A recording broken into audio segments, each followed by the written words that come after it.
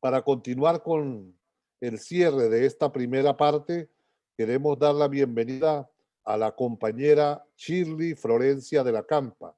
Ella es secretaria general del Sindicato de la Unión de Trabajadores del Instituto de Educación Media Superior de Ciudad de México, en México. Es una compañera, además, que articula múltiples espacios de reflexión y de debate crítico. Bienvenida, compañera Shirley.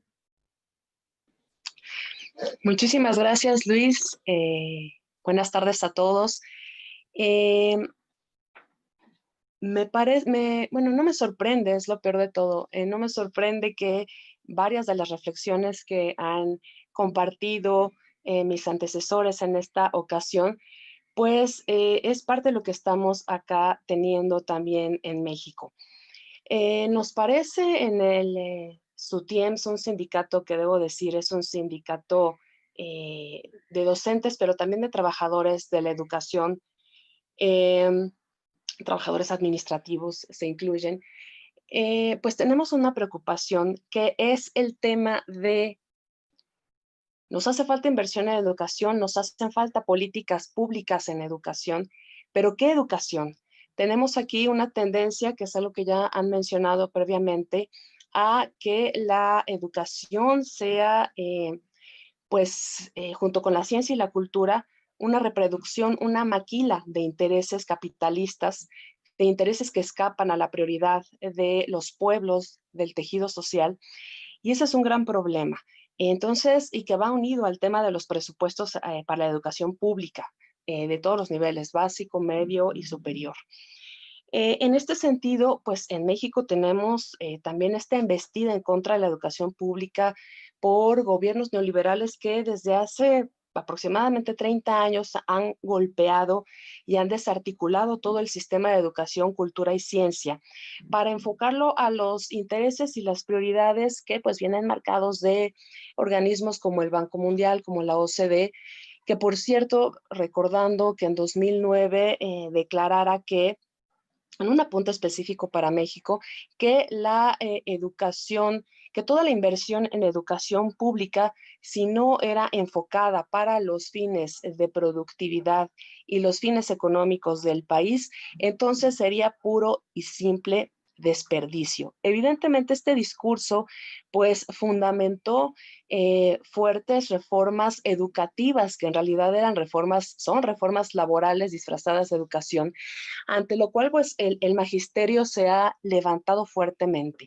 estando conscientes todos nosotros en la parte del sector educativo, la cultura y de la ciencia, de que una embestida a los derechos laborales del sector educativo es una embestida a la educación pública, lo que sostiene que lo primordial para la educación pública en todos sus niveles sea contenidos culturales, reflexivos, críticos, que contribuyan todavía y en contracorriente a la conformación y estrechar un tejido social eh, que todavía se vuelve mucho más visible, es los fines de la educación pública y son los trabajadores de la educación pública. En este sentido, el papel de organizaciones de diferente envergadura, enorme como es la coordinadora, la CENTE, han sido fundamentales para dar marcha atrás a estos procesos que todavía estamos luchando contra ellos, y de otros sindicatos como el SUTIEMS, que si bien somos un sindicato más local a nivel Ciudad de México, pues también hemos tenido un papel importante en este sentido cuando el discurso de la educación media superior, el discurso oficial, marca una tendencia de que pues los jóvenes ya no tienen interés en ir a la universidad, entonces hay que ofrecerles otras oportunidades educativas para que puedan insertarse inmediatamente al mercado de trabajo. Lo peor es que este discurso, durante estos 30 años de golpeteo contra la educación pública, un golpeteo neoliberal, pues también ha vaciado completamente la parte ideológica de los intereses de nuestros jóvenes. Entonces, ahí un segundo reto también es la lucha sistemática y ardua por la parte docente en las aulas, en las calles también, porque podamos hacer una modificación, un cambio en la imagen, el imaginario social de lo que significa la educación, más allá de intereses de acumulación de riqueza, capitalistas, productivistas, qué significa la educación para una persona y para la sociedad. Entonces, esa es la otra parte que el sector educativo tiene enfrente como un gran reto.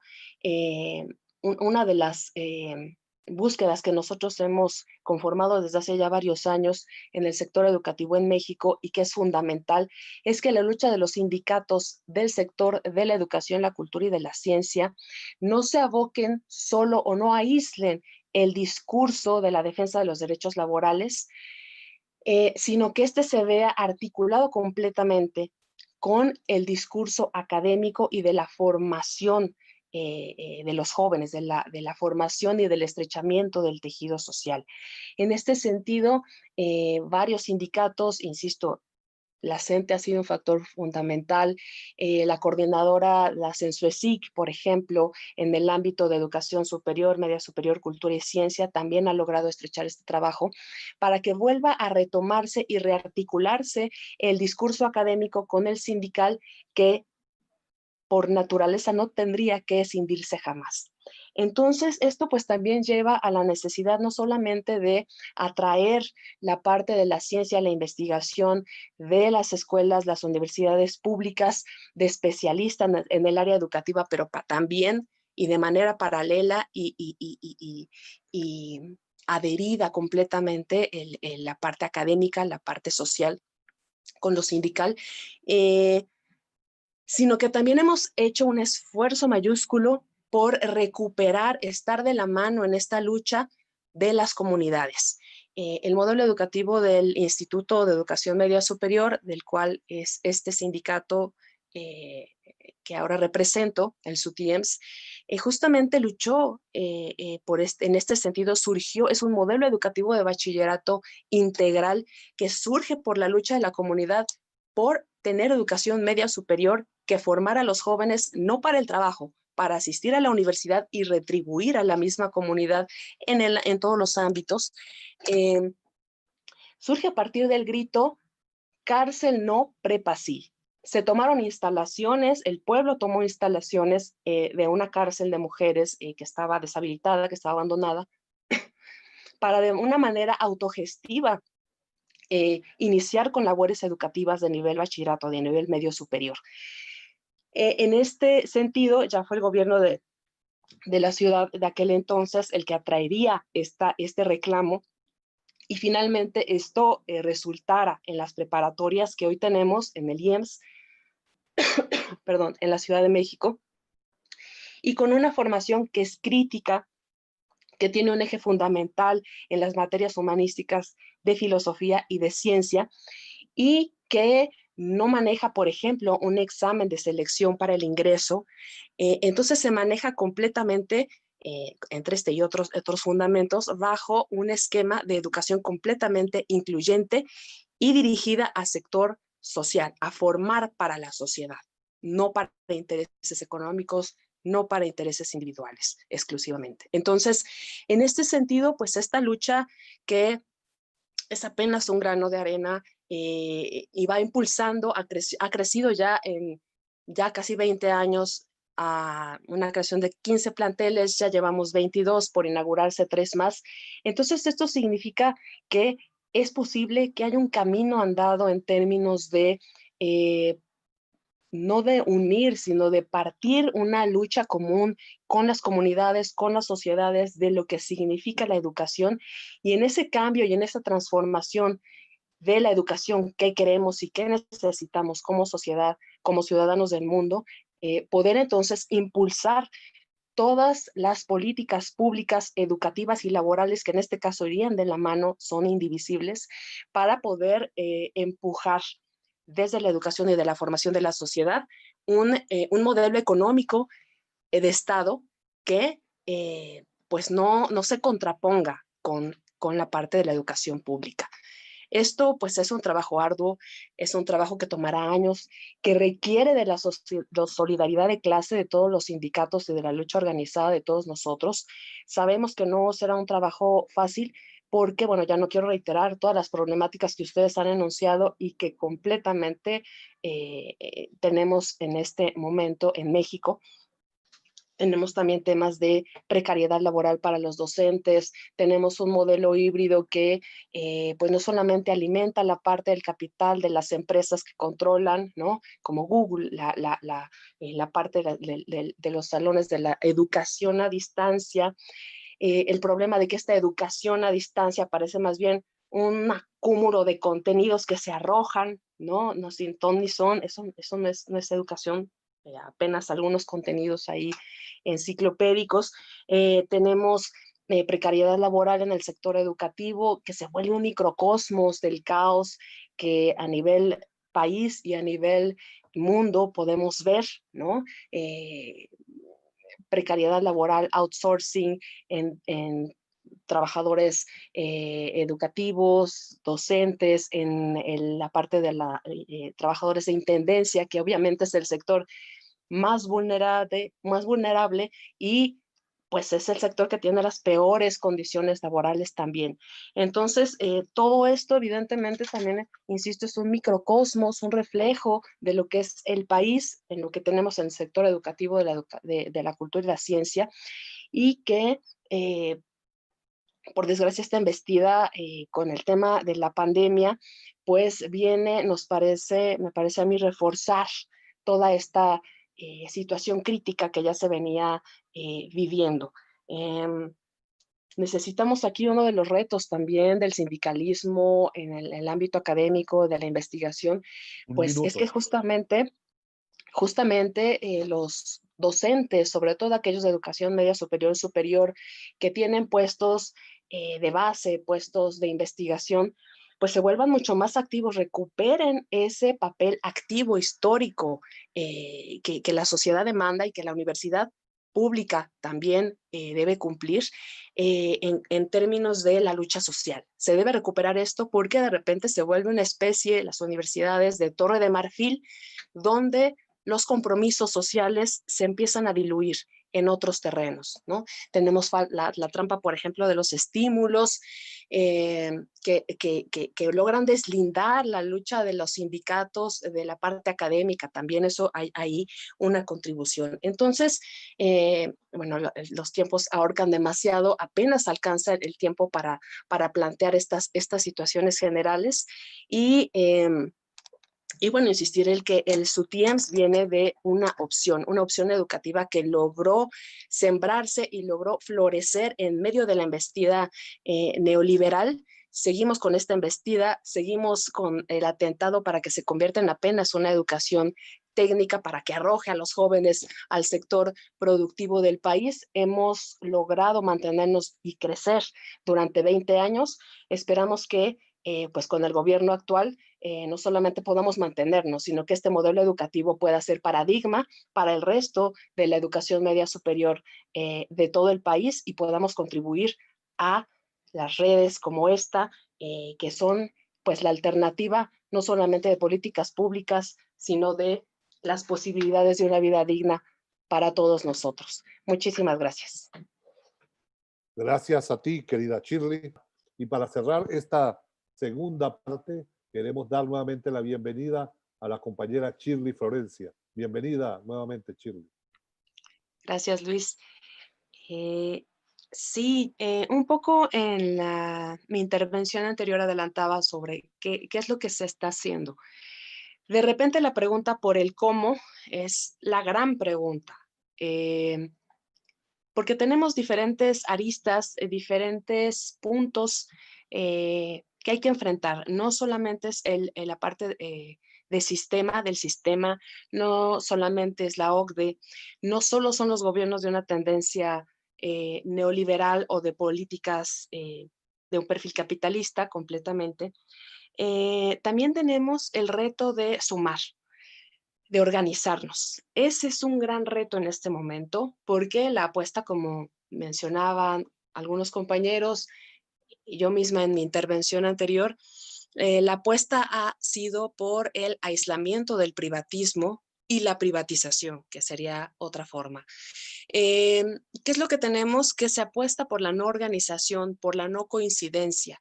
En este momento el aislamiento, más allá de esta parte que implica una violencia simbólica, una parte simbólica, como ya se mencionaba, implica una reticencia personal a estar con otros, al diálogo, a la construcción. Es muy difícil poder organizarnos porque pareciera que sigue habiendo una percepción de que pertenecemos a diferentes grupos, a diferentes cepas, digámoslo así, ¿no? Incluso entre los mismos sindicatos, por ejemplo, o entre el mismo gremio. Entonces, en este sentido, hace falta un mayor sentimiento de empatía, de solidaridad, de hacer efectivos esos valores sociales que están en los principios de prácticamente todos los sindicatos, hablando de los sindicatos del ámbito de la de educación, de la cultura, de la ciencia, y que es la solidaridad al interior, pero también al exterior. Y el darnos la oportunidad, porque para nosotros es una oportunidad de cambio, de poder establecer redes reales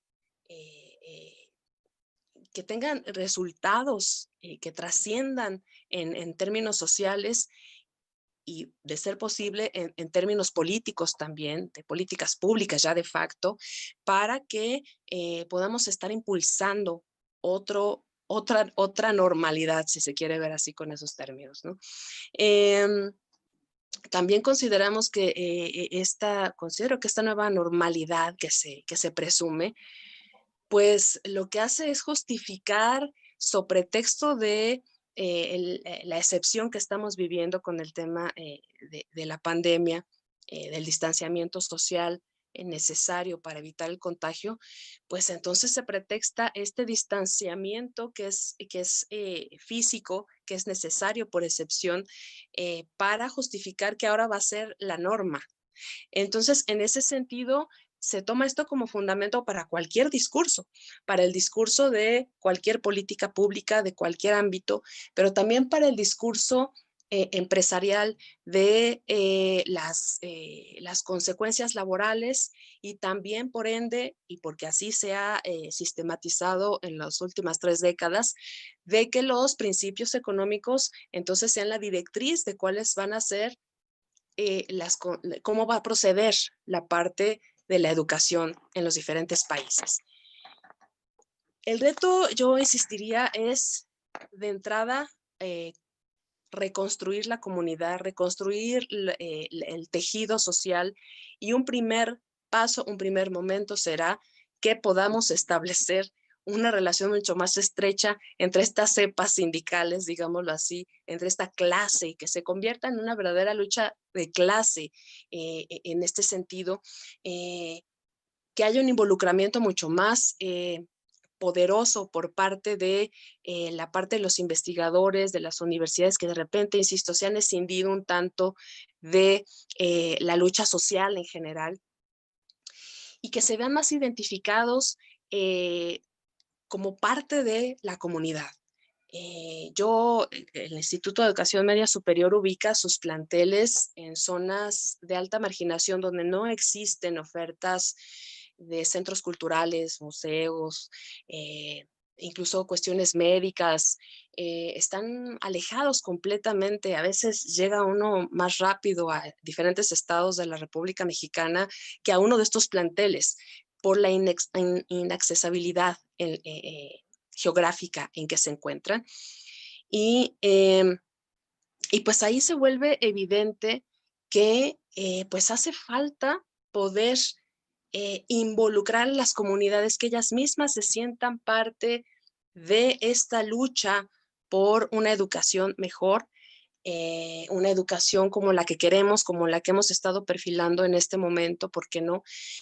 Y que pues sea el reflejo de la sociedad que necesitamos, y que ese sea entonces el fundamento de esta nueva normalidad. Yo estoy de acuerdo en que no podemos volver a lo que teníamos, pero parece que sí, que es más bien volver y en una versión remasterizada, ¿no? Y peor para todos nosotros, y en un aislamiento crítico que nos va a llevar a olvidarnos de por sí no, muchos no somos o no son muy conscientes, a veces incluso la edad no nos alcanza, de cuál es el papel social que tenemos. Y entonces, pues, abandonar completamente esa parte, abandonar completamente la responsabilidad en cualquier tema político y aislándonos en el privatismo de nuestras casas, en la saturación de la parte de esto que le llaman el trabajo en línea, del home office llamado, que nos absorbe completamente a lo largo del día, que apenas nos da tiempo para poder dormir y entonces una forma más de poder aislarnos y de organizarnos de otras personas. Esto también provoca que nos desvinculemos incluso de los seres más cercanos, amigos, familiares. Todo este tejido social se vuelve todavía más endeble y por lo tanto también la capacidad de ser empáticos y de tener compasión, de ponernos en los zapatos del otro. Y todo eso va encaminado a una reingeniería de la sociedad y por lo tanto de las cuestiones laborales y educativas. ¿Educarnos para qué? Pues tendría que ser para la sociedad, para la ciencia, sí, para la cultura, sí, para el humanismo, sí, pero uno que sea emancipador, no que sea maquila para reproducir intereses económicos. En ese sentido, bueno, pues yo insistiría, en México estamos por continuar con esta lucha, impulsar la organización entre los sindicatos, impulsar espacios como estos para que el aislamiento no nos deje en el olvido. Bueno, pues está complicado, está muy complicado. En México apenas el 50% de los hogares tiene acceso al Internet y que es un Internet de paga. Los profesores no estamos en general capacitados para dar educación en línea y pues ahorita estamos usando nuestros recursos y pareciera que es nuestra responsabilidad utilizar esta capacitación, hacer efectiva esta capacitación.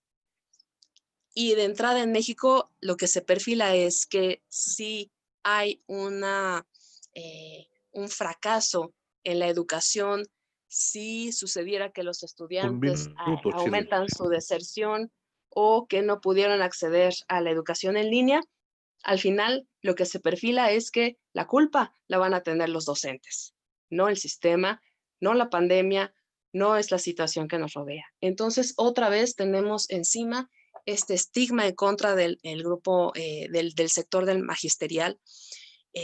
Urge esa identificación del sector educativo con el resto de la comunidad y organización. Es lo único que no permitirá que volvamos a ser un sector vulnerable y que nuestra sociedad prospere en otro sentido. Muchas gracias. Gracias a ti, querida Shirley. Shirley, un mensaje final a los y las maestras de América Latina y el Caribe. Gracias, Luis. Pues reiterar un abrazo virtual, por cierto, solidario con todos ustedes. Somos compañeros en la lucha, tenemos los mismos retos, pero creo que más que ser conscientes de lo que tenemos enfrente y con lo que hay que lidiar, también tenemos, y esto es un principio hasta pedagógico, no solo ver la parte negativa, hay que ser más dialécticos y caminar en el reconocimiento de lo positivo, de lo que se ha avanzado. Y algo de lo positivo es que también coincidimos en los objetivos. ¿Cuál es la educación que queremos? ¿Para qué queremos educarnos? No es para fines económicos, no es para fines capitalistas. Creo que tenemos que ser todos conscientes de que estamos en la misma línea. Buscamos que la educación, la ciencia, la cultura, las humanidades, todo este ámbito del conocimiento no sea simplemente un servidor más del capitalismo, del neoliberalismo, en las formas que pueda tomar en adelante, sino que tienen que ser un punto de emancipación, un punto de origen, pero también de llegada. y que solo la solidaridad y la organización, como sindicatos, como gremio, con la parte intelectual, pero también asumiéndonos como clase, es como vamos a poder avanzar en una verdadera unidad. En ese sentido, creo que también tenemos que ser todos muy claros y muy conscientes de que esta lucha por la educación es también una lucha por la vida, porque estamos viviendo políticas y un sistema cuya línea es contra la vida humana, en esencia. En ese sentido, también tenemos que estar muy claros de que no nada más estamos buscando la dignificación del trabajo y de la educación.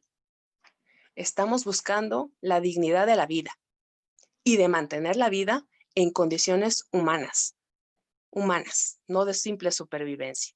Entonces, ese sería el mensaje: unidad ante todo, organización, poder encontrar los puntos comunes y adelante, compañeros, porque es la única forma en que vamos a salir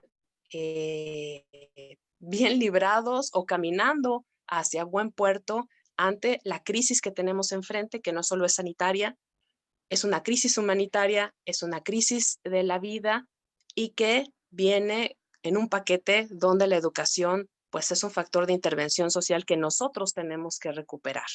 En política como en educación no hay vacíos y si hubiera alguno, pues que seamos nosotros el que llenemos ese vacío. Unidad y organización, compañeros. Viva la educación pública en América Latina. Gracias.